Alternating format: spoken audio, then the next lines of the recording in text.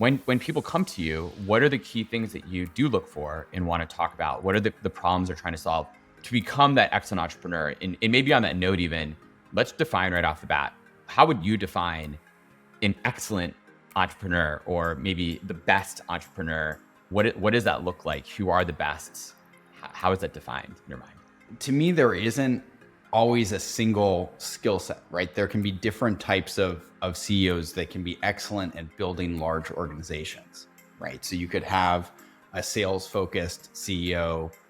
You could have an operational CEO like Tim Cook, just master, right? Or Bezos, killer at logistics, right? Is Bezos super creative and his products are the most beautiful on the planet? No, but you could have a product CEO like Steve Jobs, right? It's such a hard thing for founders. I mean, we see this all the time at Levy, where founders, they come to us because they know they want to get rid of like the back office work, but yet in many cases they're unwilling to hand that off and they just won't do it. They think they can just power through. And I try to tell them, and they don't want to hear it all the time. Like, this is not a good use of your time. Unless you're building a company in this space, it's a bad use of your time. Really, if you think about like, how are you optimizing creative output to solve really intractable problems? A lot of the energy that we're putting in day to day is just not necessary, right? And so finding the things that make a life worth living and make this sustainable is what's so important.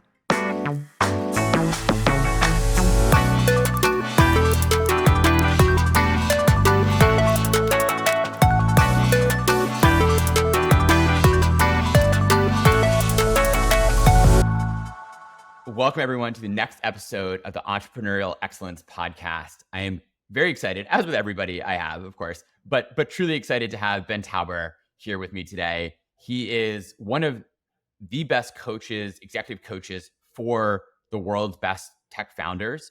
And I have the lucky privilege of saying that he was actually my coach, which does not mean I was one of the best world's founders. I just got really, really lucky that my company was willing to put some money behind hiring one of the world's best coaches for me to help me improve myself as a leader, manager, teammate, friend, family member, in all the other key areas of life that Ben really helps coach on.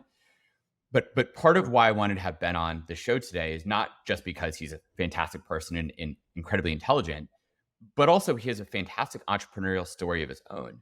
He started his own businesses really, really early on in his life.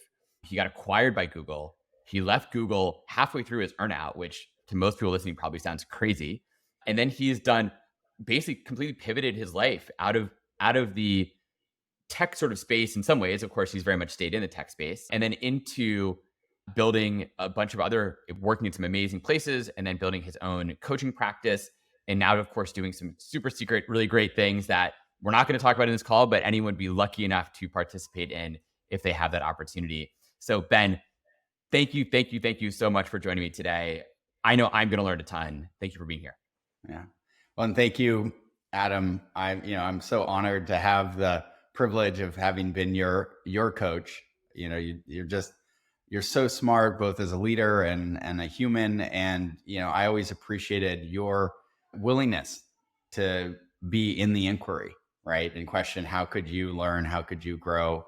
How can you lead a team better and inspire them and, really have positive impact in the world? And so that's, what I look for when I coach with someone. So it's a pleasure. And I appreciate it. But I mean, so on that note, when you coach people, right, part of why they're coming to get coached and part of why I came to get coached is I wasn't living up to maybe my potential. And certainly, I don't know if I still am, right? I still am working every single day and trying to be incredibly curious to get there.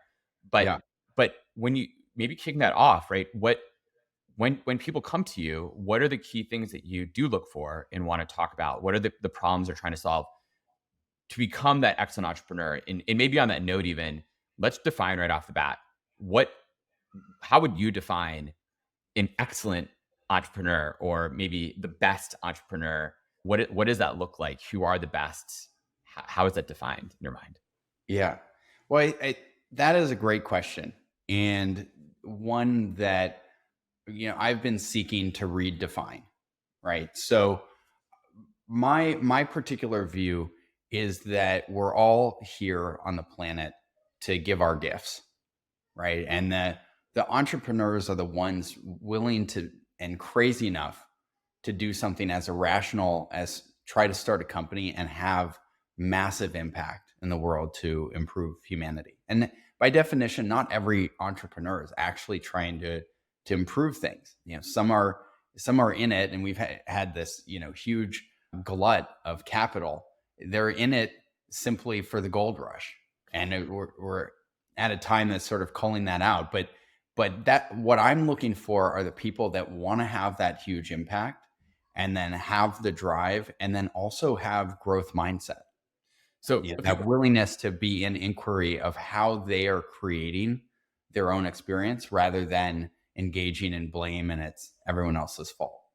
so is that then how you sort of define what great is? And I sort of say that maybe think about, right? I know that's what the people you want to work with in your practice, Yeah. but does that actually define what the really, really best ones are like, right? Where, we look at these sort of figures who are really famous in the world, right? Elon Musk, Steve Jobs, even Jeff Bezos, maybe to a lesser extent, who are Yeah. kind of famously brusque is maybe a nice way of putting it.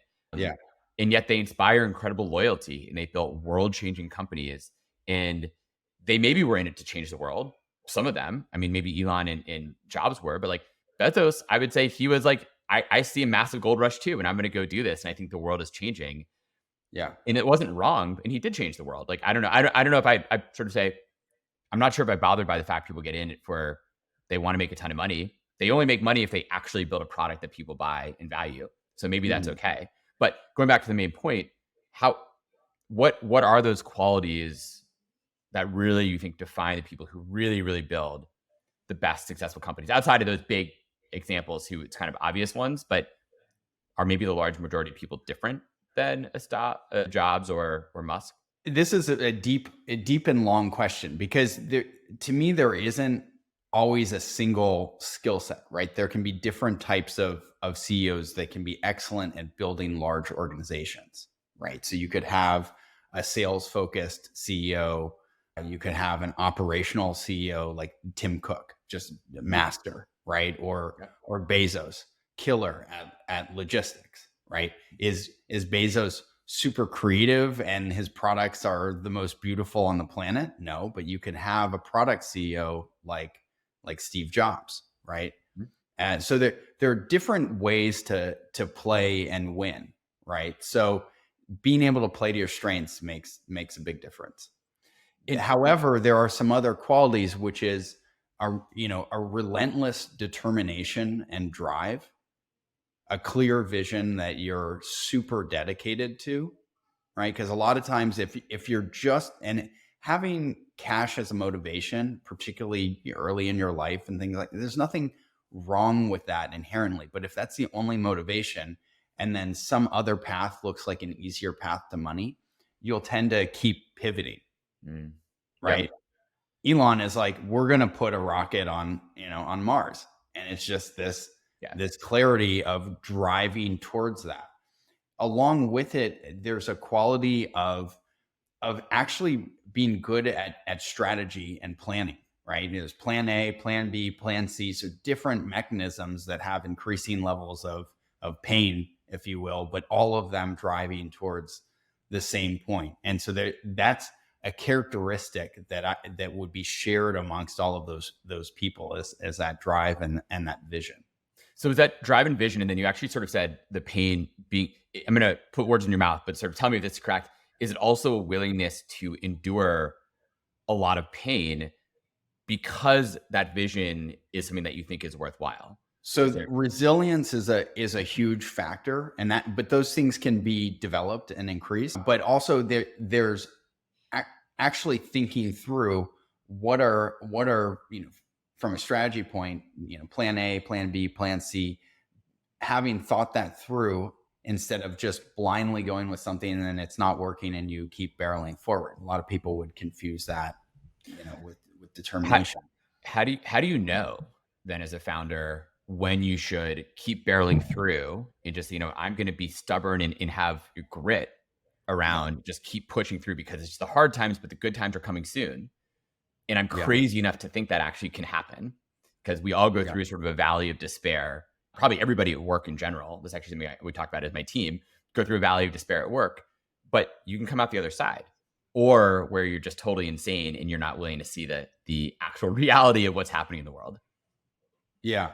Well, and there's this interesting challenge of a combination of being able to do reality distortion. Steve Jobs famously was great at that. And you do want to be able to bend reality and be persuasive, right? But you can also sort of bend it too much for yourself. And Yep. so creating feedback loops is really important. And there's ways that are in the culture, right? Like we talk about finding your first 10 customers and turning them into raving fans. That is a feedback loop. If people are dying for your product and your NPS score is really high, or I don't know if you've researched reverse NPS score, like Yeah. how sad would you be if you lost the product? That's a great signal. I actually asked that. So I do a testimonial with every customer of ours who's happy, which hopefully is the large majority of them. I always ask for we like 40 testimonial videos on our website now, which I'm actually pretty proud of. Yeah. One of my questions is actually exactly that. I say, if we were to disappear tomorrow, how would you feel? So it is, I guess, the reverse NPS question. Yeah. And then what I'll say is there about 8 or 10 years ago, I interviewed 20 of the top SaaS CEOs to understand what was helpful in their success, and what is the role of the CEO and all of that. And one of them said it really, really well. And of course, people debate these things, but he said there's three responsibilities as a CEO I cannot outsource: strategy, people, and culture. Right. And so when you look at that, we've talked about strategy. What we haven't talked about yet is recruiting A players. Yep. So actually setting up systems to do that. And you could do that because you're brilliant at networking and you can find those A players, and then you're persuasive and bringing them on board. Or you can partner with someone who can generate the funnel, but you still have to close them. Right. And then the culture. And this is the thing that a lot of people don't really understand is how do you build an effective culture? Because culture is what happens when you're not in the room. Yep. And this is one of the hardest challenges for founders as they go from it's three guys and a keg of beer into a team, into a large team where now in business critical decisions are being made every day, and you're not in the room because you just simply can't be. And so that cultural piece is really, really key. And so a lot of these leaders understand how to do it. But the thing that I would point out is there are folks that I really deeply respect, like Elon Musk, and I'm an investor in some of his companies, and I love that. Lucky you. Right. And some of the ways that he goes about designing the culture, I actually think harm him compared to the level of efficacy and impact that he could build over the long term. And people confuse those two. It's like not everything that he's doing is actually contributing to success. But can you separate? I mean, that's maybe the point. Can you separate the founder from the culture, or the founder from their worst tendencies? Like Elon Musk creates a culture, from what I know from the outside, right, is of one where, man, people really push and they have a really clear focus on like cost cutting, getting rid of all extraneous processes, like all these things that are amazing. Yeah. They're probably like kind of assholes too on some things. But like that's kind of the culture they've created. And that going into it, if you want to go work in an Elon Musk company, you're kind of signing up for that. Right. And so they recruit for that. And can you separate the two, or should you? Yeah. And you can. To me, there are some cultural norms right now that are so pervasive that we take them for granted. Right. So I'll give you an example. One of the investors that I work with, very notable investor, we worked on sorting out the distinction between being kind and being nice. Right. So what he had been doing was being nice. Right. And so nice was, I'm saying yes when actually I'm thinking no. Right. So I'm approving budget when I should be ruthlessly cutting it because that's what's actually best for the organization. Yep. And so we unpacked kindness into two different things. One is boundaries. real crystal clarity about what we do and what we don't do. No, I'm sorry. We're not spending on this, or we're all focused on this, or tonight, yeah, we're going to have to just get this done by Friday. Right. And then the delivery, right? You can have empathy and compassion for the other person's experience and still be firm on the boundary. Yep. And that's kindness. Right. And there can be, and people confuse, needing to hold a boundary with being an asshole or being ruthless. Totally. And it's just not necessary. Do you think then, but obviously this guy is a successful, investor, it sounds like. So he's figured out how to build some things really, really well. Yeah. Maybe he's working with you to get to the next level. But That's right. What are a lot of these other folks that you've coached or worked with, or founders you've read about, learned about? Do they find that boundary? Do they figure out how to do this? It just comes automatically to them, where they just do that, or they just push through or did this guy just push through? He just worked so hard to get to this point, and now he's like, I've reached my peak, but I want to go further. Well, I in the nature nurture question, my belief is there's a lot more nurture than we think. People go, well, I am the way I am. And there's a filter, right? If you look at Carol Dweck's work around growth mindset and fixed mindset, a lot of people grew up in an experience where people were told, like, you're smart or you're not smart. You're good at this or you're not good at that. And that's what you believe. And you believe that things are fixed. People with a growth mindset believe that you can actually grow your intelligence. And this is an example of a pervasive belief in the culture that's absolutely wrong. Like IQ tests. The IQ test is literally a standardized test from France that they were using to evaluate how good schools were doing. And then it got co-opted in the US as this inherent measure of how smart you are. And like just like any test, you can study for it and get better. 100%. So we believe that, you got a score and your intelligence is fixed. You're a 133, you're a 142, you're Mensa, you're not, and it's none of that. So you can grow and change anything. And so some people grew up in an environment, like if you had a lot of brothers and sisters, you probably had to negotiate a ton of different circumstances. And so you learned a lot of emotional intelligence. If you were like me, an only child, just sort of getting needs met, I didn't learn any EQ skill. Maybe I'm slightly on the spectrum, maybe not, right? And so learning how to do that was a skill that came later. And I find that with a lot of founders, that's the case of like, I could be really skillful in delivering this feedback in a way the person feels supported, and I'm being really crystal clear that their performance needs to go from here to here for them to continue to thrive in this environment. What percent of founders, talking about sort of childhood to an extent, what percentage of founders do you think come from something happened in their early childhood or with their family or father figure, or you name it, where that pushed them to, going back to your point, push them to be a little bit crazy enough to go think they can go build a company that has never existed before, doing something that hasn't happened in the world before, that is going to change the world. Because once again, it takes a level of crazy to go do this. What percentage had something like that in their life or didn't? And then it leads to their success, but also leads to them needing a lot of work. Close to 100%.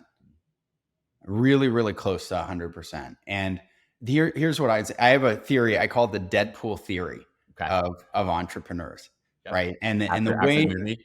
Yeah. So if you remember the movie, right, what happens is these superheroes sort of get a disease that, is almost going to kill them. Right.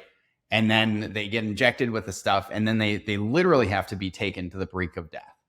And then one of two things happens. Either they die or the superpower comes out. Right. And I could give you an infinite number of examples about it, but I'll give you one specific one. There's one CEO that I worked with, incredibly brilliant at strategy, like the best you've ever seen, because he can hold more variables in his mind than anything you could imagine. And he grew up in a culture and an environment in his youth where essentially there was a time delay between you as a small child misbehaving and punishment. Like it could be a multi-month delay growing up in this. So you have to like remember what you did that many months ago. Right. Growing up in a community environment where there's many adults and many eyes looking at you, and they had the slow process of identifying issues and then punishing you. And so as a very young child, he had to get extremely good at looking at the probability space and understanding what is the impact if I make this decision and take this action. Okay. So totally brilliant. Now, that strategy was incredibly important to stay safe all the way into adulthood. And it developed this incredible superpower, right? He didn't get removed from the community. Now, at the same time, he's very, very good at strategy, but now what the negative side effect that came from that is his level of fear about the negative externalities of a bad decision is unreasonably off the charts and becoming paralyzing to the company. Okay. Right. So a lot of times these challenges in our youth will bring out these superpowers. Or another client that I work with, his dad walked out. Yeah. Right. And if you really start to dig down and work with people honestly, you'll get to something like, what I really want to do is IPO this company and then send that motherfucker, excuse my language, an email and show him what he missed. Yeah. And so, but this is the foundational thing, is that we are running our lives based on fear. Yeah. Right. And for most founders, if you really get down to it in the quiet of their minds, when they're not willing, where no one else is there, they're afraid that they're not enough, that they're somehow inherently not worthy of love. And if they can do something that's audacious, as put a dent in the universe, then maybe they're worthy of love. Yeah. And so that's a crazy driver.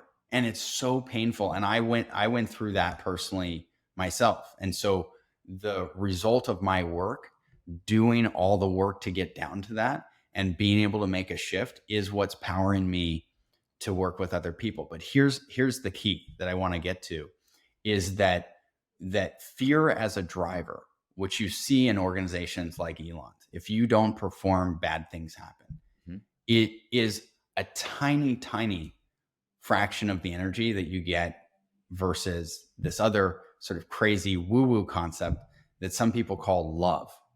And anyone who has been in love or loves a child, something like that, understands the power and energy of that. And so there's this foundational choice, moment to moment, excuse me, that we're making.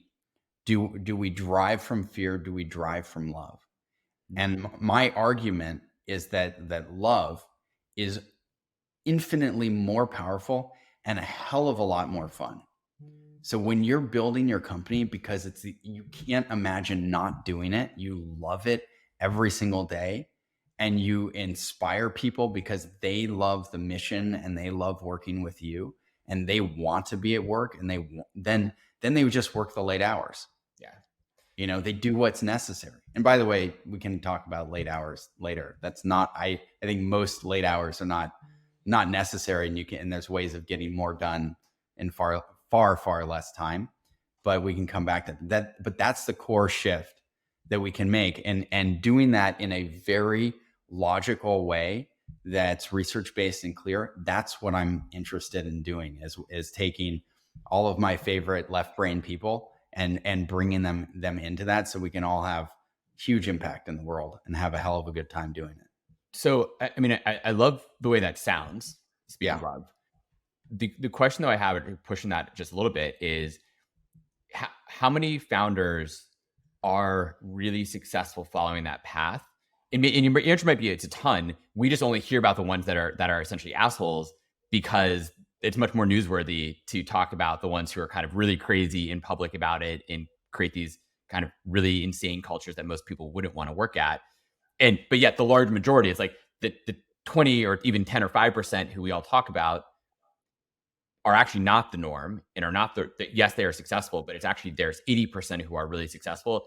You just don't hear about them because their team is happy. Their team loves what they do. They love being there, and they still have these great exits. Is that actually the case? Or is it really like the kind of crazier cultures driven more by fear are the ones that actually do have the quote unquote more successful outcomes? Once again, maybe not more successful, but financially more successful? Well, right now, we exist in a culture where that is driven by fear, right? What happens if you get a bad grade or you don't perform well on stage or in that big game, right? What happens? You look at the media. So we have a culture that is just overrun with fear right now. So the vast majority of companies are going to run that way, especially when the founders, almost by definition, have started there. Right. So, They started their company because of they were fear based and the yeah, culture. So then, isn't that a big ask? I mean, I know you're maybe going this direction, but like, isn't that a big ask to say to a founder, hey, like, not only start a company doing something crazy that hasn't existed before, but also change the entire culture of who you are, what all the people in your company are used to, because they grew up in that same environment too. That sounds like a really, really big bar. It sounds great, but it sounds like a huge bar to pass. yeah, yes and no, right? I mean, I'm not asking people to change who they are, right? That to me, the goal here isn't to remove the superpower, right? But it's like, hey, can we dial you in so that it doesn't kill you, Mm. right? And a lot of the habits of how we're supposed to build companies that have been taught to us culturally. I remember one investor bragging to me about how, in the biotech parking lot, all the cars that were there at 10 p.m. on a Friday were for his investment, and that company doesn't exist anymore. Yeah, totally. Right.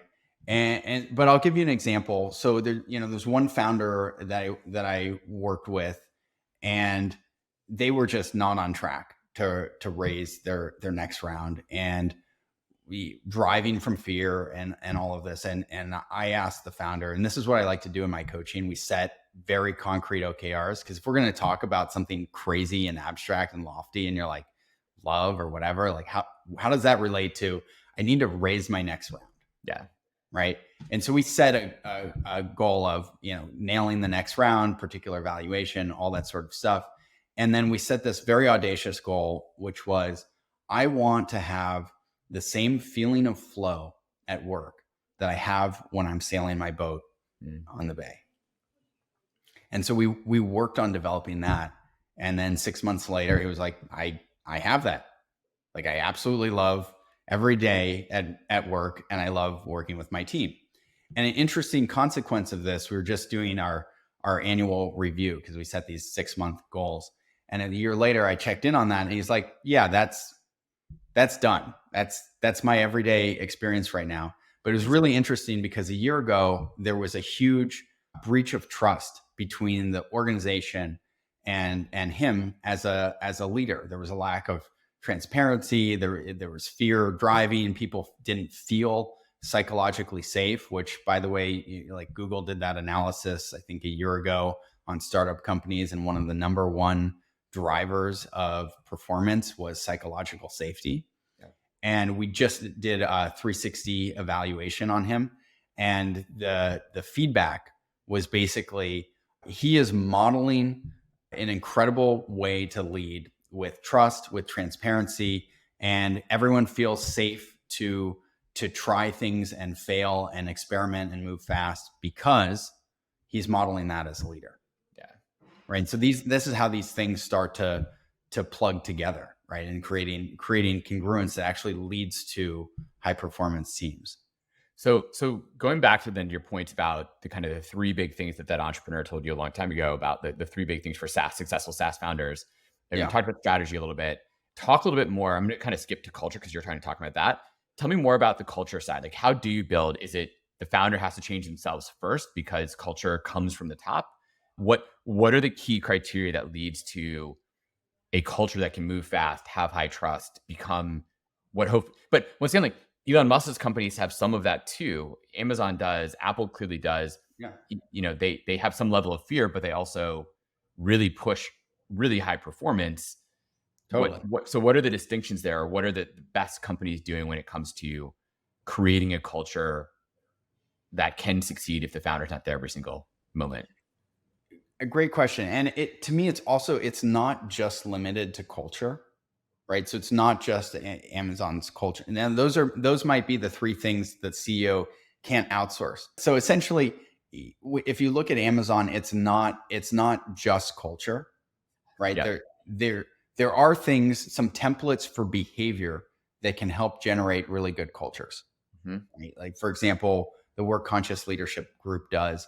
That's a tremendous OS that's very prescriptive around how to engage behaviorally, and it has some That's qualitative. something people can find online, conscious leadership. Like if they type Yeah, like Conscious Leadership Group, the 15 Commitments of Conscious Leadership. I've adopted most of that as my internal operating system. Very, very clear. If you're an analytical person, super, super helpful in how to conduct yourself in the world, making clear agreements that create accountability, that generate trust, how to deliver feedback effectively, how to kill gossip in the culture and create a culture of creativity. So a lot there, really, really good at synthesis and distillation, right? Okay. There's also management systems and practices, and this is something that Amazon, I believe, does extremely well. How to run effective meetings, how to make decisions in efficient ways. So there's a lot of inefficiency there. So skill level stuff to develop, plus systems and best practices around that. And a lot of that's hidden, right? It's not really talked about. Is it hidden in the sense, mean the company, they're not being as transparent, or companies just don't talk about it? What do you mean by? People don't talk about the mechanics of how to run a high performance team. And again, I'm going to be referencing another coaching firm. I believe that Mashari Method has done a wonderful job of synthesizing a lot of these best practices to just go like, here are the mechanics of how to run things really, really effectively. Now there's this third part, and Conscious Leadership Group in some sense is a part of this, but the culture itself. And when I did this analysis, just coming back to those 20 leaders, right? The culture was 4 to 6, no more than 6, and the top performing companies, it was 4 cultural values. Yep. And these can't be things that are just you plaster up on a wall where you've got the cat hanging on the line or whatever it is, right? Values, to me, you get very prescriptive around. These are the behaviors that are emblematic of doing this value, of living this value. And they have to be authentic representations of the CEO and the leadership. So this is where we have to be really, really careful. There can be a small aspirational delta between where you are as a leader and where you want to be. But if there's a huge gap, like we value the climate, and then you don't actually care about climate. Yep. I mean, let's be honest, everyone knows instantly. Yeah. And when you're the leader, you have a spotlight on you every moment. So these very small wavering shifts away from the values have humongous ripples that almost by definition you don't see. Yep. Right? Because of power dynamics, you're not going to get authentic feedback. People are just simply afraid. Hey, and that doesn't necessarily have to do with you. That has to do with their upbringing, their fear. Oh, well, if I give the CEO this feedback, maybe I'm going to get laid off. Yeah, right? No, that's where I think companies need to be better at that stuff. And actually, on that note, it's funny, sort of question on culture and values and culture, because this is all a personal one for Levy, but it's also actually, I'm sure a lot of companies struggle with. We actually literally wrote a doc, right? I wrote the first version of the doc because somebody on my team asked, hey, like, what are the differences between values and culture? Because we have a values section, which actually I think we have 3 core values that we live up to, with some detailed things about what it means and looks like. But what does that mean for culture? So the thesis that I have, and tell me if this is in line with your thinking, is basically the values are the descriptors of the behaviors in a sense, but culture is how people react on a daily basis. If you've taken these values and embedded them in your thinking and how you act as a team, those become your culture. Is that culture sort of how you act? Values are what you say, maybe? Yeah. One of my favorite quotes around this is actually from Jon Stewart. He said, values are what you do when it's hard. If you don't do it when it's hard, it's a hobby. Yep. Right. Or another way of talking about it is like, values are what you do when you think no one's looking.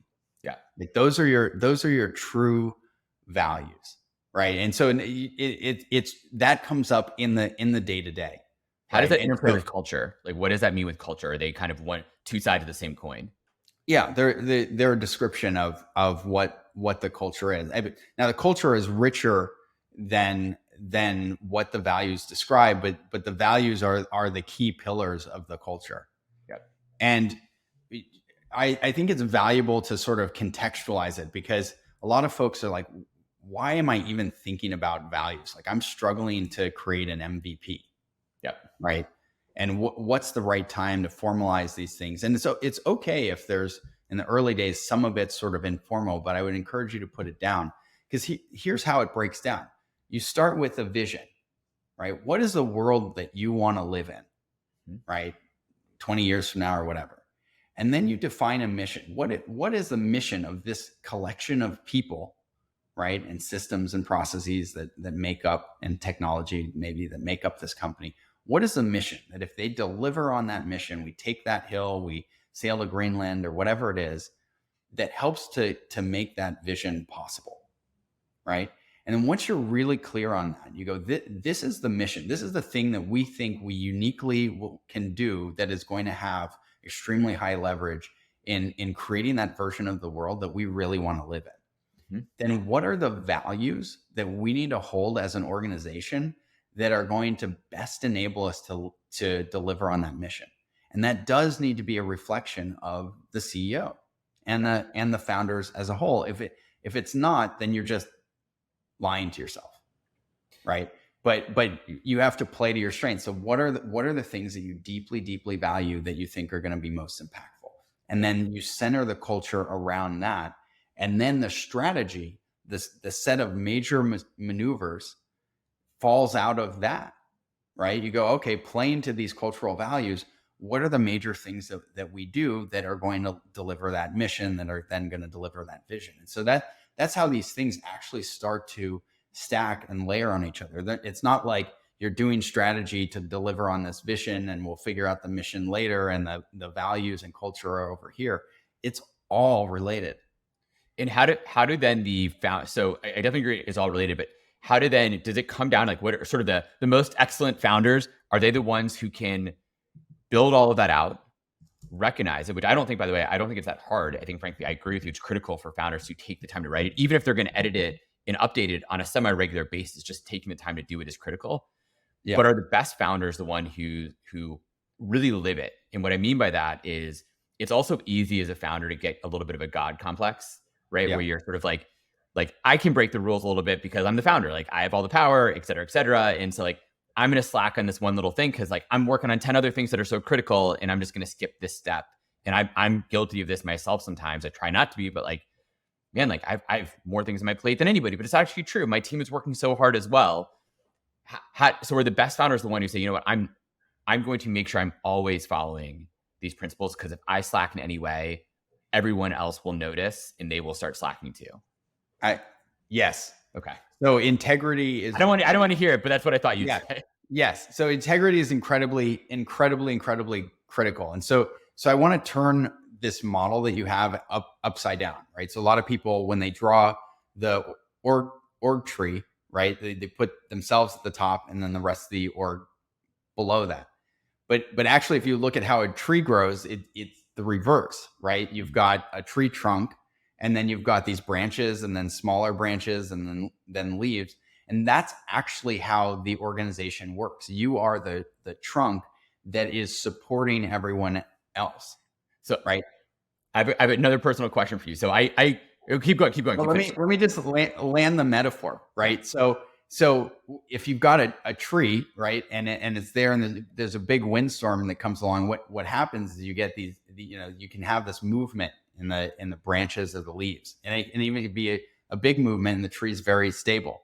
But if you have a movement in the trunk, right, like let's say that trunk moves 1 inch to the left, right, that's a huge destabilization that has an immense leverage, right? Like a 1 inch, or a 5-degree rotation that might be a 1 inch movement at the bottom. You might have 30-foot movement at the top. And so these little things that we do, like, oh, I'm just, we're doing this direction, then I change this direction. I said I'd get everything to people on Thursday, and then I get it to them at, Friday morning.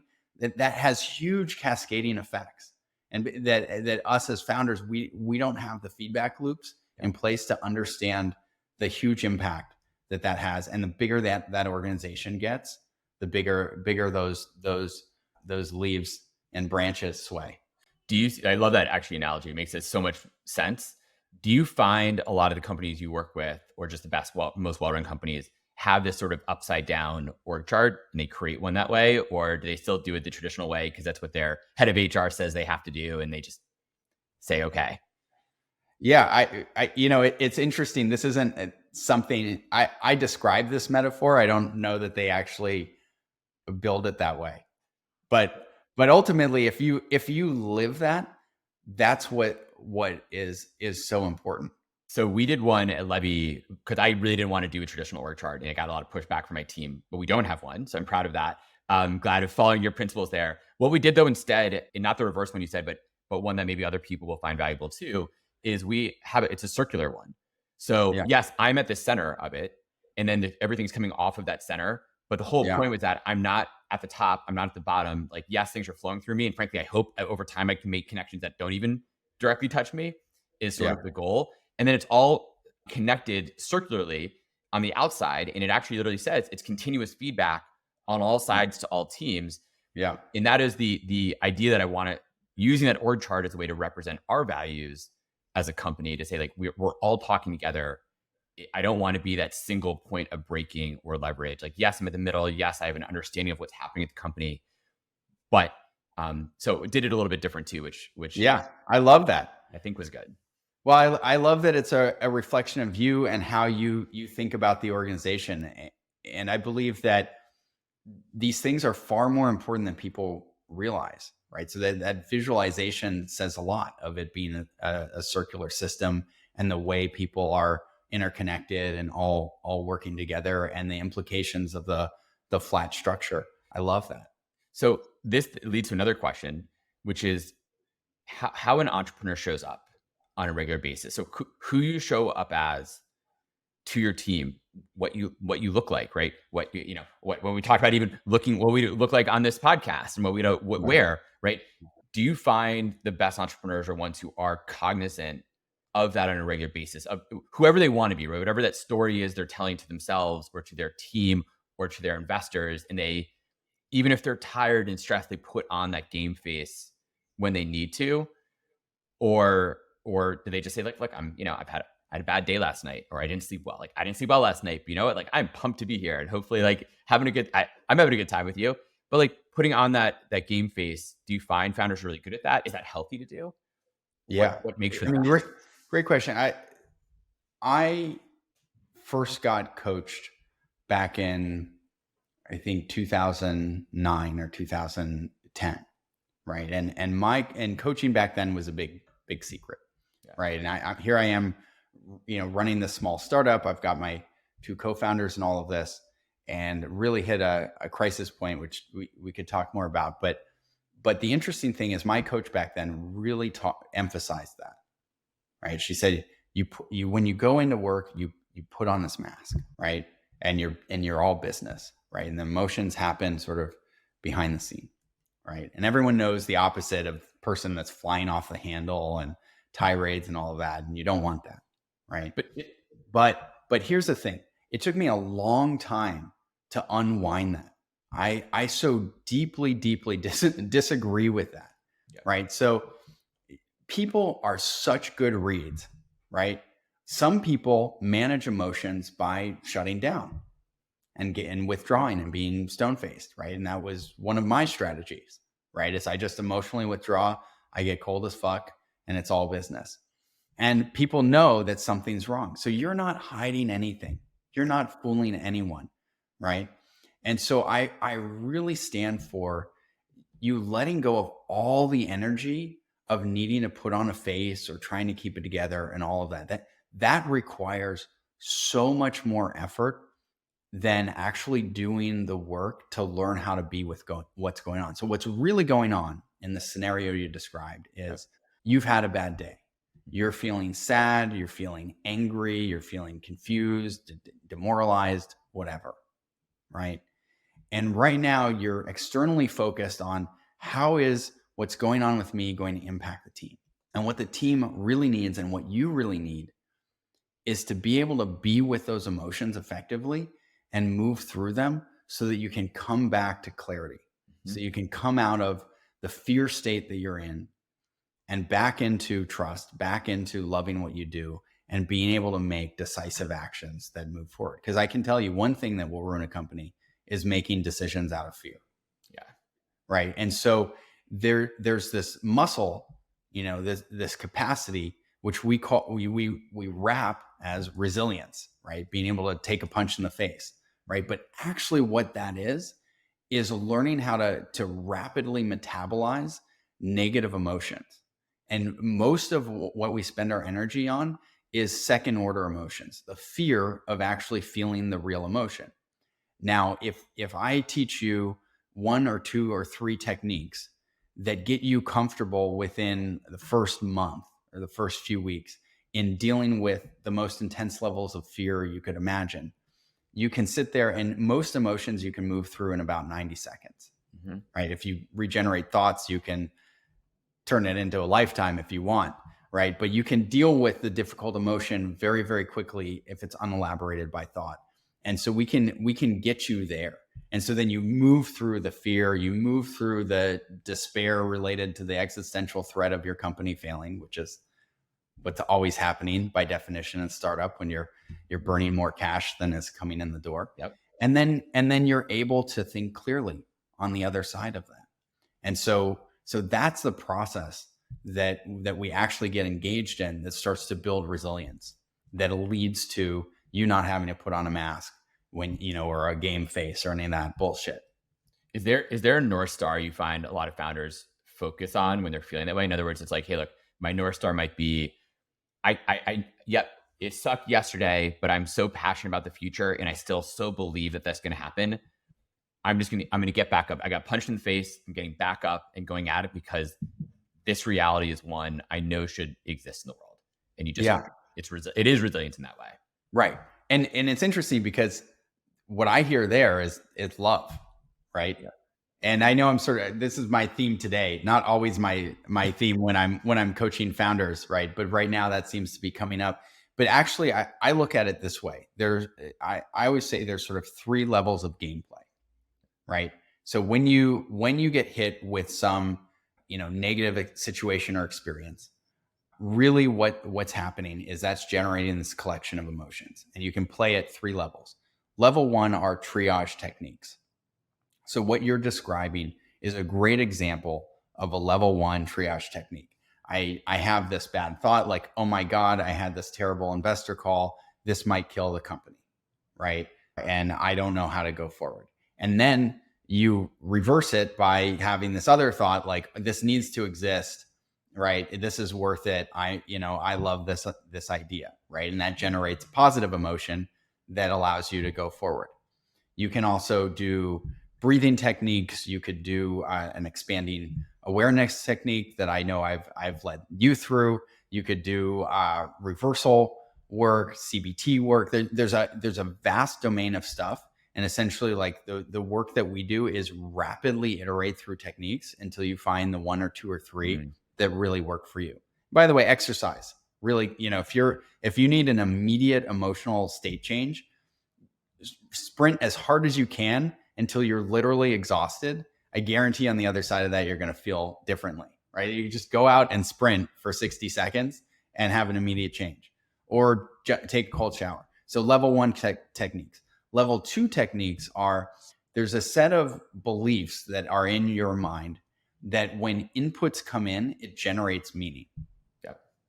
Right.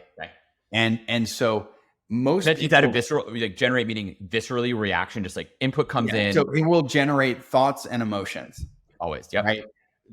I'm in this pitch meeting and the VC is sitting there and he's like this, right? Or I don't believe you're BS founder because you're telling me, which is what founders are supposed to do. And VCs are supposed to be skeptical. Okay, great. Right. And different things could happen, Yeah. right? You could take that in, and then you could generate the thought that like, he's having a bad day, right? Or you could generate the thought, I'm failing, right? So there's this, belief that when you see a VC like this, generates the thought, I'm failing, and then it generates the emotion, I'm afraid, right? And then suddenly your amygdala goes into fight and flight. You release a bunch of emotions. Your prefrontal cortex shuts down. Now you've lost your train of thought, right? And you're totally off the game.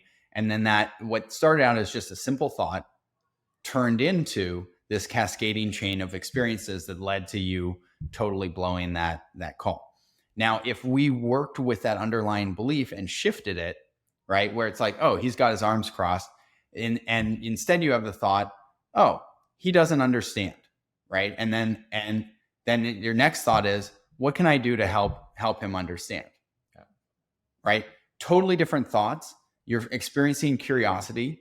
Maybe you have concern being generated as an emotion rather than fear. And then you do something totally different. You pause and you go, this isn't landing for you, is it? And they go, no. And you go, what's not working for you? And then they go, blah, blah, blah. And now you're engaged in a constructive conversation. And so we can start to, and if you track these beliefs down, that, there's some million beliefs in your mind, but there's some core ones that are sort of supporting the whole belief structure, and you can start to shift those. And if you make those shifts, everything starts to change, because your whole experience of reality changes. I mean, how big of a difference would this little shift be that we're talking about when you multiply it over the hundreds and hundreds of pitches that you would make on your road to IPO? A huge difference. And actually, it's one that I think, and I'm guessing you probably agree, like people should be doing in all walks of their life, certainly in their company, right? So in what you're describing in something that I've actually tried really hard to do, and I'm far from perfect at it, is lead with curiosity and have that curious mindset and ask a lot of questions, because it will end up and especially if you're good at it. And I think I'm decent as an example when it comes to sales. I'm not as good when it comes to being a manager on this front, but it's really leading with curiosity, because if you know where you want someone to get to, right? This conversation is a good example. I have a good idea where I want some questions I want to ask you and lead you down some of these paths, and you're going right down them, and it's great. And hopefully leading to a good conversation. But part of it's being patient and asking questions and being thoughtful, which is difficult, because we all have our own narrative, and it's really fun for me to talk about my own narrative and get out there and have that conversation instead of asking all the questions and telling you, man, what did I do right? What did I do wrong? I have a story about curiosity I didn't get right, but it's not really relevant, because people want to hear about what Ben has to say, because you've had those experiences. And so I need to keep myself on a curiosity mindset and path. Absolutely. And here's the thing is this stuff is so easy to say, oh yeah, we're going to change our beliefs, and then your behavior changes. Like if you just ask this different question in that meeting, be fine. But it's actually really hard, right? Like you said, in managerial moments, like what emotion is coming up for you, Adam? Is it, there's some fear that might be coming up. We're not moving fast enough. This person isn't getting it. This isn't going to, I don't know.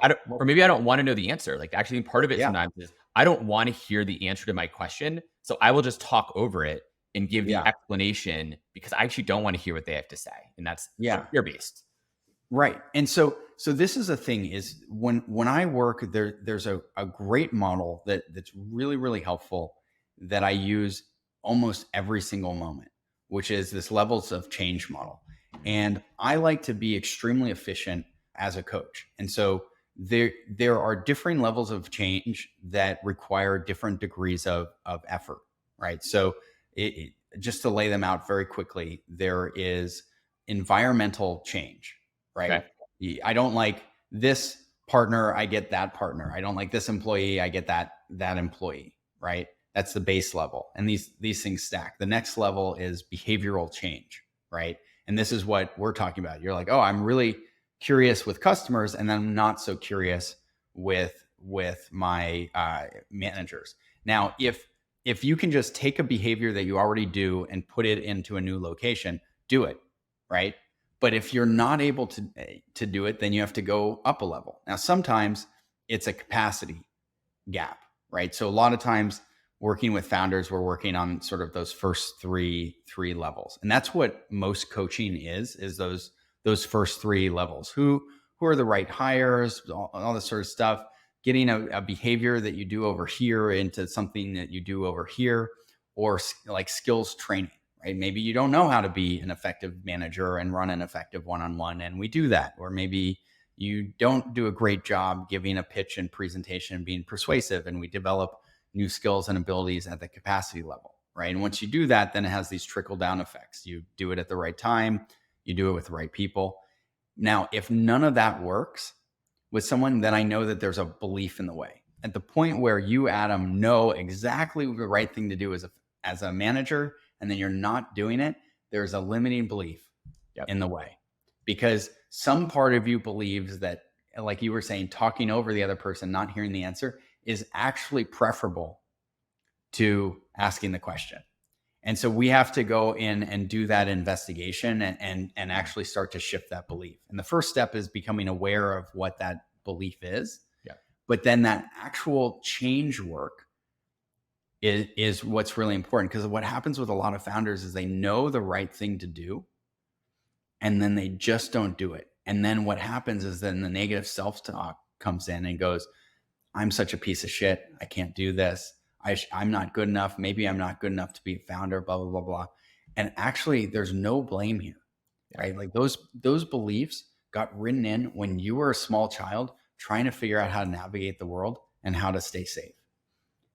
But I'm guessing if you don't break that cycle and that mentality, then that becomes the reality, right? I mean, just in the world in general, if you put a certain reality out there, I want to make this company become something real, and you focus on that only, you will make that company become real. It will become something. But if you say, oh man, I'm working, I'm not getting it right, I'm not a good founder, guess what? You'll start to see outcomes that prove you're not a good founder, and that will end up leading to failure. Absolutely. Right. So the mindset and your beliefs are part of it, but they also still need to be connected to realities. There are plenty of founders that are like, this is absolutely going to work. It's absolutely going to work. And then the feedback that they're getting from reality is saying, this isn't working.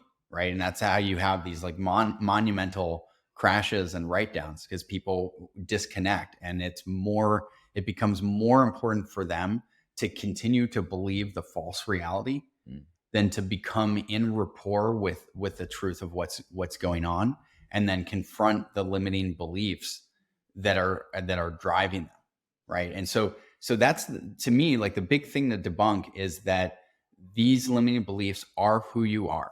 They're not, right? It was a strategy that worked really well for you when you were 4 years old, right?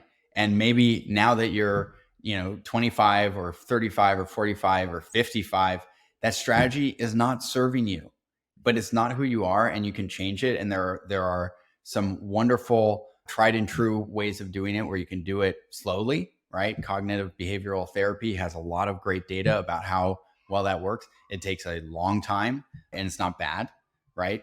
But it doesn't happen in a compressed timeline to fit within the speed of change that you need for startups. So a lot of my work is, can I work with experts to find the collection of practices, tools, and techniques and technologies that can create accelerated belief level changes, so that you can get a result and come back into work and literally feel, think, and behave differently the next day. Yeah, it makes so much sense. So Ben, I want to dive into, so we spoke a bunch about strategy, we spoke about culture. I want to talk briefly about team, and what does that mean for a founder? What are the best founders? What sort of team do they build when it comes to senior executives, when it comes to junior people? Certainly spending a lot of time building that team is critical.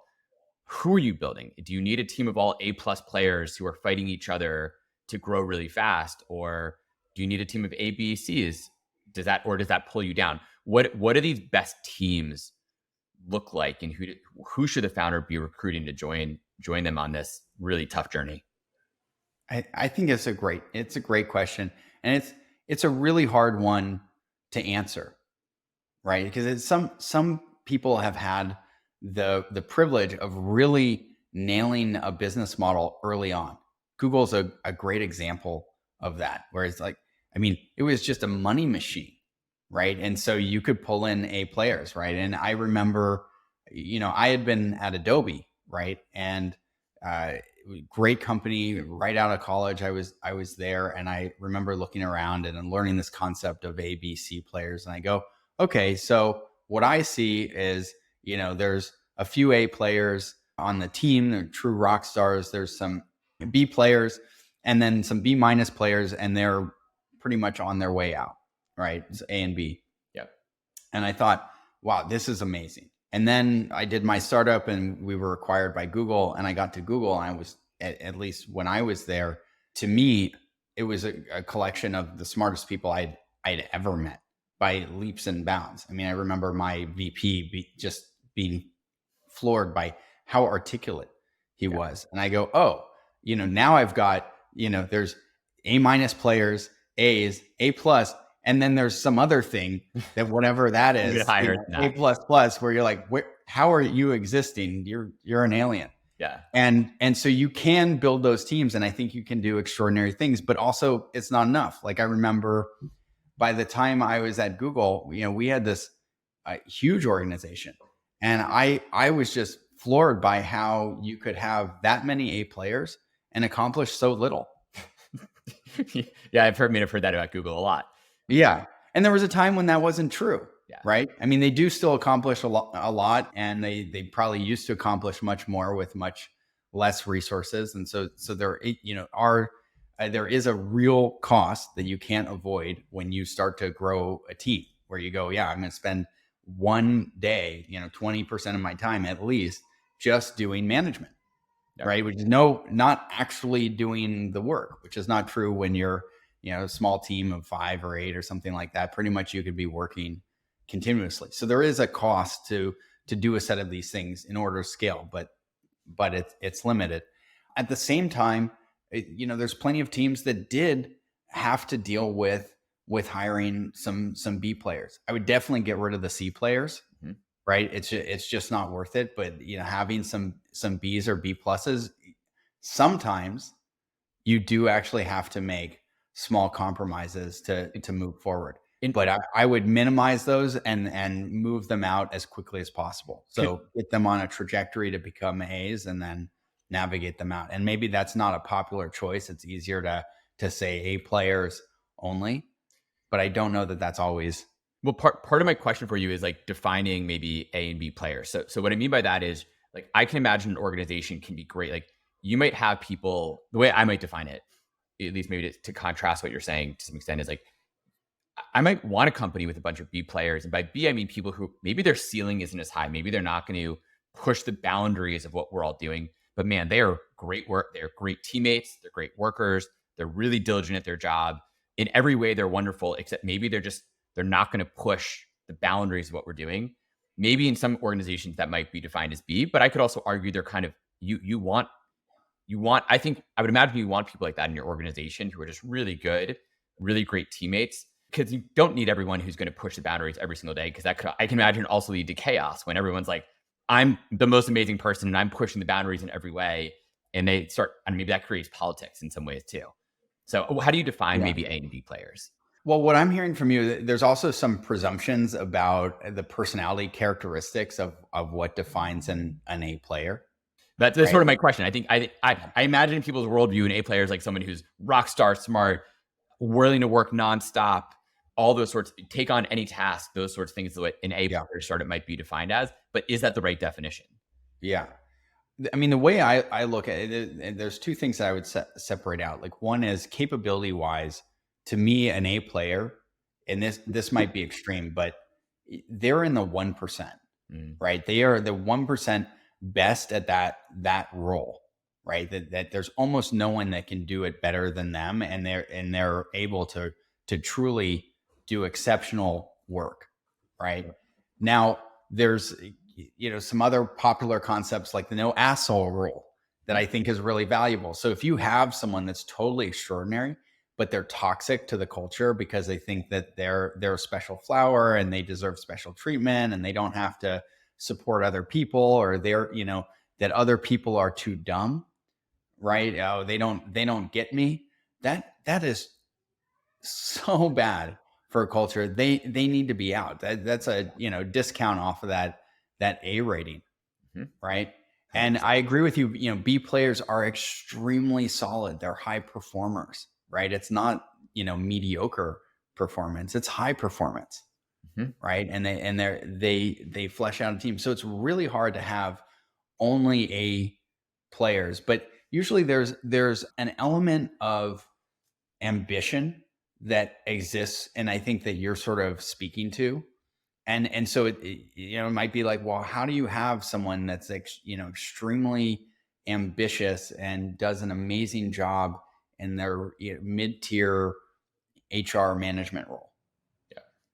Right. And so it's sort of an interesting question. But if you are creating a career growth trajectory for everyone, and they understand that this is an essential step in their growth trajectory, that they're going to absolutely kill it in this role, but they're not going to be there forever. That could be a great fit for an A player for the next 2 years. Yeah. The challenge I think for sometimes with that is if you build a company like that, not everyone's, even if they think of themselves as an A player, you can't promote everybody. This is a discussion that we have even at Levy where they're like, well, I think I'm doing great and I should be promoted to the next level. I'm like, well, we can't have unless you're really proving out that you're at that next level, we can't justify promotion. We can't afford it. We can't promote everybody. You can't promote everybody to the level of CEO and have a company just of CEOs. Like, it doesn't work like that. Now, if you are continuing to crush it, we will find ways to keep you. And if we don't, that's just symbolic at some point that maybe you're not quite as much of an A player in our mind as you think you are. Yeah. Well, and I look at it from the lens of two lenses. One is zone of genius, right? Yep. So we all have our different zones of genius. And so part of the art as you think about management and designing orgs is there's a set of roles that you do need for the org to function, but you can tune those roles and move people amongst those roles so that people really live in their zone of genius, do the thing that they're born to do and are just really, really good at it. Yep. Right. Yeah. I mean, if you have someone that's like the most amazing, outgoing people person and they're in the role of an accountant, maybe not in their zone of genius. Right. And then you've got a highly introverted person that is really diligent and incredible at coding, and then you put them in a sales role, right? It's like, what are you doing? So there's this art of supporting people to get really clear on what their zone of genius is and where they want to go, and then support them in doing their great work. And so that's the first thing. The second thing is I really love this model from Peak, written by Chip Conley, New York Times bestseller. Really, really good, and one of my mentors and favorite people. And he talks about how to apply Maslow's hierarchy of needs into business. And so when it comes to employees, he talks about in the Maslow's hierarchy and the pyramid, there's 3 levels. You can have a job, which is very transactional, right? I pay you mop my floor, I stop paying you, you stop doing that, right? There's no career growth in that. The second level is relational, right? And it's a career, right? So can I see who you are, and I care about you personally, and I'm supporting you in a growth path. And the top level of the pyramid is a calling. Are you doing the thing that you're born to do? Are you living your purpose that's fully expressed in a way that is supporting the company? And the idea is that these pyramids stack, right? I mean, you can't give someone their calling, but then not give them a career path and not pay them, right? So the question is like, how can you support everyone in moving up that pyramid? And so it may be that they're not meant to be at the company forever. And if you look at the data, most people aren't. Correct. Right. And so if you can support them in moving up that pyramid as much as possible, and you give them a career growth and trajectory, and maybe they do astounding work, and it's true, you don't have a next step, to grow them in the company. But if they're an A player, then you can be in trust. You can navigate them to somewhere else. Totally. Right. I mean, the next step might be them founding their own company, which there's plenty of people from the PayPal mafia, from the Facebook mafia, the Google mafia, Uber mafia, all the mafia is out there, right? Where people that went on were great CEOs in the making, but not at the time that they were at that company. Should founders focus on hiring for longevity, or focus on hiring just, I guess, for people like they're going to be great for 24 months and hopefully they continue on, but maybe they don't? And like, where should you focus your hiring on as a founder?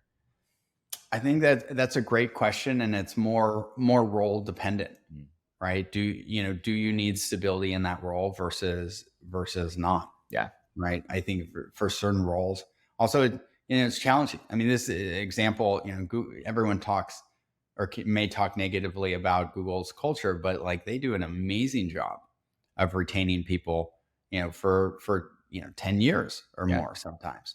And so, when it's so easy as an engineer to, move every 2 to 3 years and collect a bunch of stock and move up quickly and all of that. And so I think it's too dependent to say it's this one thing. But in terms of how I build my organizations, I'm interested in supporting people and really being able to grow and thrive in our organization and have creativity to be able to continue to develop. And if we can't support that, then I'm really excited because I love the people that I'm working with for their next step. And what I look for is how can we work together so that transition is great for everyone. It's not a shock and a surprise. And now I'm missing a person, I'm down headcount. Let's create a succession plan. Let's create a transition path where there's so much care in that process, and people are supported end to end, including me, including the organization. Going back to the zone of genius stuff that you brought up, it's actually a pet peeve of mine to some extent. How do founders, the best founders how do they identify their own zone of genius and actually find ways to focus on that? Because it's very easy as a founder to get SOS, shiny object syndrome, get pulled in a million different directions. How do the best ones enable themselves to focus in be in their zone of genius, and therefore presumably do the best work for their company, team, founder, all their stakeholders? Yeah. Well, I sort of hear two questions woven together in there. So the first one is the zone of genius, and there's some great ways to identify what that is. I love sort of the 4-quadrant model of zone of genius, right? There is your zone of incompetence, stuff that you just should not be doing. Yep. Your zone of competence, which I would define as things that you can do, you do well, but it takes a tremendous amount of energy for you to do, and you're not amazing at it, right? And the zone of excellence are things that you do very, very well. And most people will confuse zone of excellence with zone of genius, right? Because we tend to have worked really, really hard at this thing. We've gotten praise around it. We recognize it and we value it in ourselves. And then there's a zone of genius where you tend to not even value it in yourself because it's so easy. Yeah, because you're so good at it, and that makes it easy. You tend to not think about it. And so I have some exercises that I like to do around it. Conscious Leadership Group has a great model for this, and a spreadsheet that I like to use on their website. Here I am plugging other coaches, but I do like that practice. And I do a 360 and a blind spot analysis with founders, and that will tend to draw those things out, because there's a set of things that you should just do more of, right? And so that's where your unfair advantage is. And so a lot of what we look at in terms of how you spend your time, and we might do a time audit. We actually look at how your time is being spent during the week, and then we get really intentional about, are you using your zone of genius and your zone of excellence to do really high leverage things? So that's the first part of the question. How do you identify the zone of genius things? Like, how do you know versus zone of excellence? How do you identify what those things are? Or do they change, right? Like maybe there are certain times, certain places where you need to focus in different areas. Yeah. So there's a few different ways to identify, and it's not exactly a science, but one is feedback from others. Right. So when we do the 360 and blind spot analysis, people will say stuff like I'll give you an example of one of my founders. He's an author, a published author, in addition to being a CEO. And people are just like the way that he writes, the way that he is able to take an extremely complex concept and distill it to something essential and talk about it in a persuasive way is astounding. Right. And so with him, we do something that we don't do with any other founder, which is we write out in some case, long form things that get sent to investors because they read it and they're captivated. And I should never do that. Yep. Right. And maybe you too. Right. But this is an unfair advantage for him. And so we find ways to leverage that. Or the way that he builds strategy is actually is writing it out long form.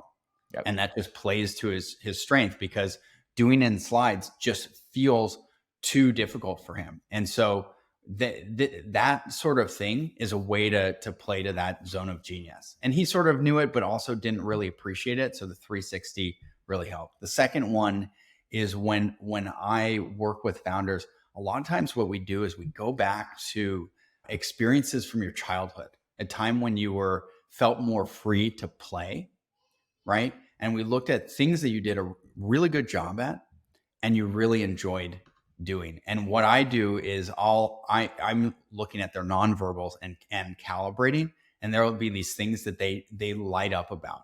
They're so lit up and excited about this thing that to them, they tend to disregard it as so silly. And we're like, oh, that's the thing, right? And it might be a thing like, you're really, really good. Like one of my founders, she's incredibly good at identifying how to get a team to work together on something new and deliver it. She has an unbounded amount of energy to go from 0 to 1, and then has no energy to run it in a sustaining way.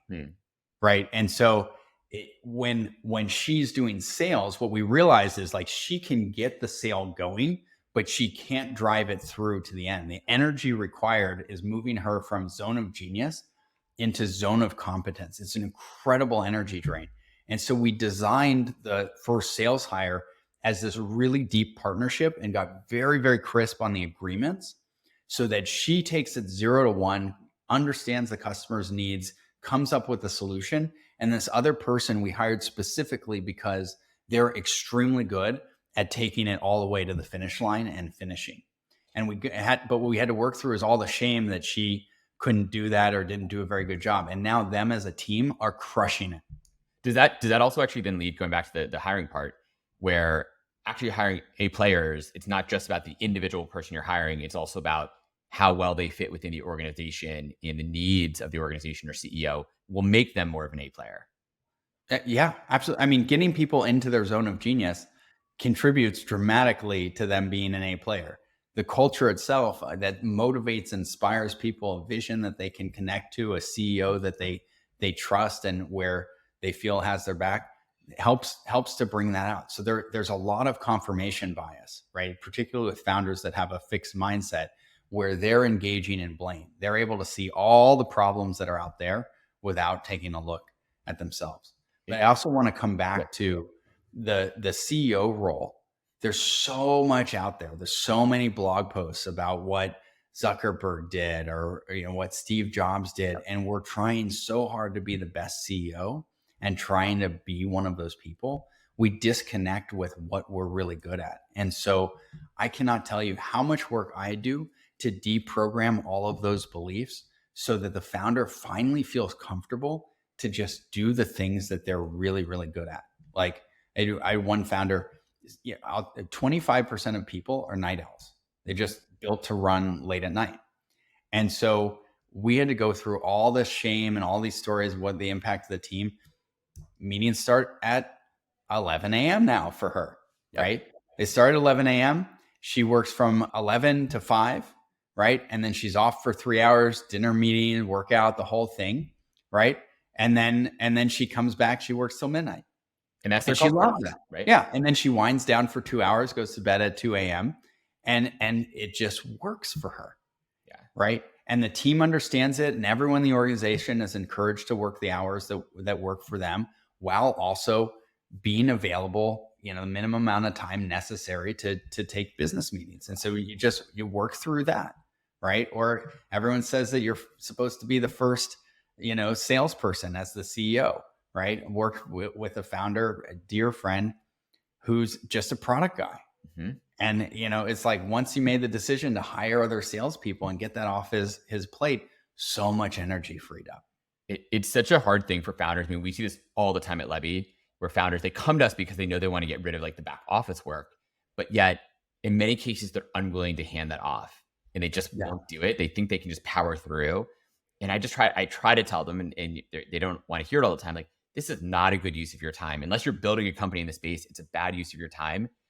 And I get it. Look, I mean, I've been doing startups for 15 years now, and for me, it's taken about that long to realize, oh my God, I still have so far to go in my own journey of handing things off. And I'm actually really trying this year to just hand all the things off that I don't get as much energy from, or things that I'm not, that like uniquely things that I can use, such as calls like this and this podcast, are things that I really enjoy doing because I'm super curious. I love hearing this stuff.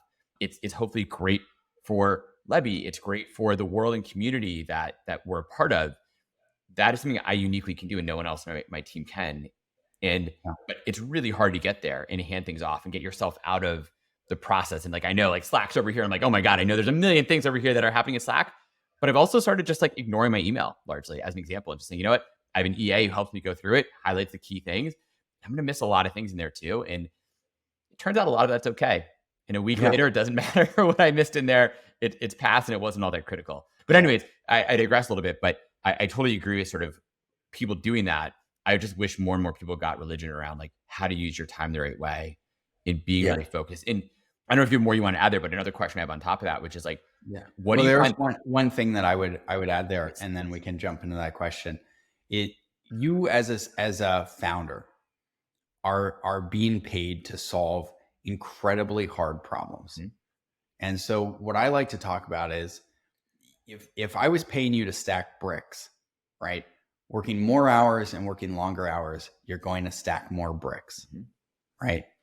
And delegating, and paying someone else to stack bricks, it means that you're going to lose money faster and all of that. But here, when you're paid to solve hard problems, really what you're trying to do is design systems to maximize your creative output, maximize the rate that you're actually able to solve, and then later implement the solutions to those hard problems. And so if you doing all of the things that say Levy does, all of the back office stuff, is taking away from the premium hours in your day when you're most creative to solve the hardest problem that really only you can solve, like that's a problem. So that's the high leverage, Yeah. right? Of being able to delegate effectively to other people to create that space so that you can do those things, right? And people often forget that stuff, and so I can't tell you the number of times we work with a founder or CEO, and literally what we're getting down to is something that seems so simple, right? We'll talk about like one founder, they realized like, oh, you know what? I had the single biggest breakthrough for the company, literally the thing that got us from running around in circles to closing $120 million round, walking next to the water in Berkeley. Yeah. And I was like, that, right? So we're building back in that regular walking time so that they can actually let their mind percolate on these problems, because that alone, that made the whole company. So imagine if we set up a system to generate the maximum number of insightful breakthroughs as possible. How fast are they going to move? I'm selling Levy right now. No. I mean, I appreciate it. But Levy is that whole thesis for all these things, right? This is one of just my own personal, I think, drives that I want to have for my own self. Is like, how do I tell people your time is so precious? I mean, I probably sounds silly, but like, I literally have a ticker on my phone that counts down to the number of weeks I have left to live. Now, I have a high number. I've set it to 100 years old, so I got some time, hopefully. But every day is precious, and every bit of time is precious. And so I'm constantly thinking, how can I be cognizant of what I'm doing, where I'm spending my time in growing on things? And it frustrates me so much when I talk to these founders who don't know how to delegate and aren't even willing to learn. So how do you push these founders to say like, hey, you can go delegate and get out there? But actually, before I ask that question, because we're going to run out of time, we have a hard stop coming up. I do want to ask, related to all this, the best founders in the world that you know, include yourself in this, please. Do they have things outside of work? How do they find other ways to maybe it's just giving themselves time to walk, and that is what they need to get themselves out of work mode, but rejuvenate themselves to continue Yeah. to go back to that fight every day and build this really hard, crazy thing. What does that look like for the best founders? That's a great question. And one of the best answers I ever heard was from Marissa Mayer, who's basically like, find the thing that for you can't compromise on. And she had this very interesting style of working. She's like, I don't like to take breaks. I just work 7 days a week, but I love to travel and have a vacation. So I work 7 days a week, and then I take a long vacation every quarter. Right. And that's what worked for her. But then what works for you might be totally different. And so really, if you think about like, how are you optimizing creative output to solve really intractable problems? A lot of the energy that we're putting in day to day is just not necessary. Right. And so finding the things that make a life worth living and make this sustainable is what's so important. Right. And so if we can shift you into an experience of flow, if from that experience of flow, you have the time that you need to actually solve the very few set of things that are necessary to make unfair advantages happen in your business, you can have a day that ends at 5 p.m. You can have a weekend if you want. You can go on vacation. You can have a partner. You can have hobbies. And all of these things actually benefit you. Mm-hmm. And so that, to me, this is one of the most pernicious false beliefs that is a cultural norm in Silicon Valley, is that you cannot have these things. And I can tell you from multiple experiences that when I have pushed myself to burnout, I burned out twice in my life. I go back and I look at that and I'm like, oh, man, at least 70% of that was not only not necessary, but just actually made it harder to be successful. Like, oh, if I had just slowed way down and been thoughtful and resourced, I would have solved these things much, much faster. And so what's driving is, again, the fear, right? The fear that I'm not doing enough. There's one more thing I should do, all this sort of stuff. And we indulge that emotion and the limiting beliefs that go with that. And it just burns us out. Yeah. Right. Like this, this is meant to be enjoyable and sustainable. Is part of that. I mean, one of the things, the way I describe it, maybe what you're saying is sustainability, but it's playing long-term games in deciding that, hey, you're in this for the long term, which means you can't burn yourself out tomorrow or this week, because a startup is a 7 to 10 year, 15 year journey. Yeah. That is longer than pretty much anybody who's coming into the startup world as a founder. They've never done anything longer than 4 years, like college or high school or something, or even a job, right? Most people don't say a job's longer than 2 years. So it's like suddenly it's like, oh wait, I'm signing up for this long-term game where I need to figure all this out. That is a huge mind shift. A huge mindset shift. And the other thing that I would add is, there are times when you do really need to move fast. I've got one team right now where they've got a technical milestone and cash is burning, and investors are excited to give them more money, but they got to hit the milestone, right? And so they are engaged in a process to get there. And it's a particular time where it's like, yeah, we're gonna actually burn and we're gonna work weekends. And that makes perfect sense to me as a coach. So none of these are hard and fast rules about never, but you have to be in rapport with reality. There's a cost, right? If you don't sleep, you accrue sleep debt. So on the other side of nailing this milestone, you don't sign up to hit some other aggressive milestone. You let the team rest and recover, right? And so some people think like, oh, well, I'll have more time later, it gets easier. No, stakes only get higher. And then the narrative is that is like that they're higher and I can't rest now and this, but then you drive yourself into burnout, and recovering from burnout takes 10x longer than just having resourced yourself along the way. So one of the first things I do with founders is we redesign their calendar.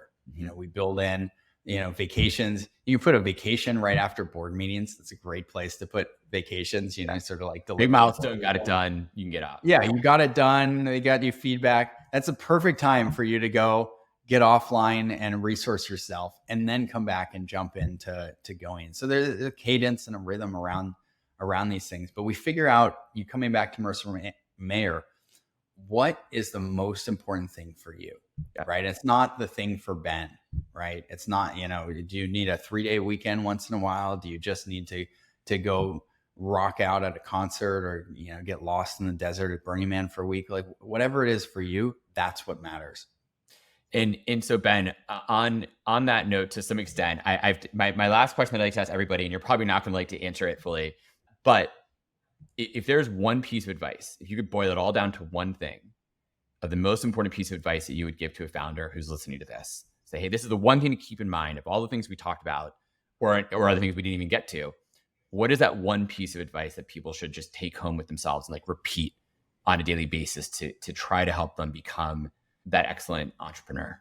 Boy, you're really putting me on the spot. I know you wouldn't like that. I mean, I think from the standpoint of compassion, right? The most important thing to know as a founder is that you're not your company, right? The ups and downs and all of that is not a reflection of your inherent worth, right? So I think from that standpoint, that's the most important thing. In terms of the single most important thing for you in terms of being successful, it is an openness to learning and growing and getting negative feedback, right? And that stems from knowing that your behavior, even your thoughts, are not you, right? It's just a thing that's happening. And so if you're open and curious, and you look at this at where the learning is the joy, then this all becomes sustainable. Because I can't tell you how many companies I was so dedicated to. It was the thing, right? Like, I set out to build the next Google, not be hired by Google or, acquired by Google. And it was okay. And there was a great grief and a loss that happened there. And then now I'm working on something that to me is so much more rewarding, right? The idea that I could work with the founders of companies that will have, Google or bigger impact in the world. And I think we've got at least a few here, is astounding. It's the most highly leveraged thing that I could imagine doing with my time. It's both of those points. It's sort of two there, but like both are great. Like, actually, when you said, and maybe because you've been my coach before, you're like, you're not your company. It sort of was a relief. I'm like, oh, that took a little weight off. You're right. Like, yeah, we've had a little bit of turnover, end of the year, new year, whatever. I do take it personally to some extent. I'm like, man, like, what am I doing wrong? But you're also right, Ben, on that front. I mean, the other one, around kind of openness and being curious. I actually had a conversation with a VC, and he was asking, how is the company doing, et cetera, et cetera. And I said, and he's like, he basically asked what I think was a gotcha question. Do you love what you do? And I actually was like, no, I don't love it, but there's nothing else I would rather be doing, because I get to learn new things every day. Some of those things are really freaking tough, but man, there's nowhere else I'd want to work. There's nothing else I'd rather be doing, because I'm learning every single day something new, and I get to choose what I learn. That freedom and that ability to learn and be curious is so valuable. Do I love that every day? No, but man, like, this is awesome at the same time. Yeah. And hopefully most days you do love it. I mean, I hear your passion for learning. Yeah. Right. And so ultimately, I think that we get there where you get to love what you do. I mean, I've sort of applied all of these models. I try to practice what I preach. And so I love what I do, and I try to spend as much of my time in my zone of genius as possible. And what I can tell you is 10 years ago, I coached all this stuff, and then I stepped in as CEO of a organization, and man, I just threw everything that I taught out the window, and it was an unpleasant experience. And so now it's those hard-won lessons. And so, Ben, where can people find you if they want to talk, if they want to learn more, if they want to get more Ben Tauber, which they all should if they're smart? How can they find you? Yeah. So find me on benjamintauber.com, send me an email to hi@benjamintauber, and let's start a conversation. Amazing. Ben, I am First of all, it's disappointing. We have so much more I wanted to ask you. You have such an amazing journey yourself. I wanted to almost do a breakdown of like what led you in your early life to become an entrepreneur and go through all the pain and the crazy stuff you did at Google. We didn't have time for that, but Ben, sincerely, thank you so much for this. I know I got value from it. I'm sure others will as well.